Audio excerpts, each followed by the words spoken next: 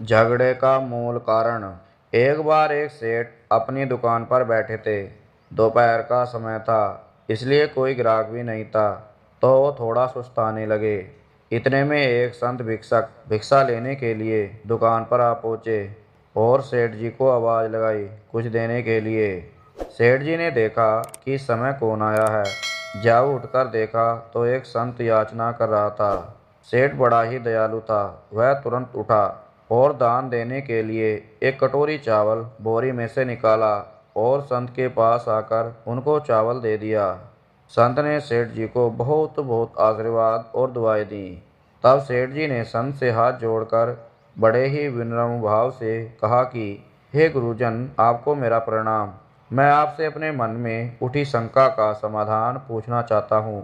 संत याचक ने कहा, जरूर पूछो। तब सेठ जी ने कहा कि लोग आपस में लड़ते क्यों हैं। संत ने सेठ जी के इतना पूछते ही शांत स्वभाव और वाणी में कहा कि सेठ, मैं तुम्हारे पास भिक्षा लेने के लिए आया हूँ। तुम्हारे इस प्रकार के मूर्खतापूर्वक सवालों के जवाब देने नहीं आया हूँ। इतना संत के मुख से सुनते ही सेठ जी को क्रोध आ गया और मन में सोचने लगे कि यह कैसा घमंडी और असभ्य संत है। ये तो बड़ा ही कृतघ्न है।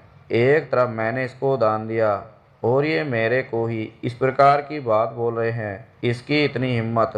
और यह सोचकर सेठ जी को बहुत गुस्सा आ गया और वो काफ़ी देर तक उस संत को खरी खोटी सुनाते रहे। और जब अपने मन की पूरी भड़ास निकाल चुके तब कुछ शांत हुए। तब संत ने बड़े ही शांत और स्थिर भाव से कहा कि जैसा ही मैंने कुछ बोला आपको गुस्सा आ गया और आप गुस्से से भर गए और जोर जोर से बोलने और चिल्लाने। वास्तव में केवल गुस्सा ही सभी झगड़े का मूल होता है। यदि सभी लोग अपने गुस्से पर काबू करना सीख जाएं, तो दुनिया में झगड़े का कोई कारण नहीं बचेगा। दोस्तों, स्टोरी पसंद आई, लाइक सब्सक्राइब शेयर करें।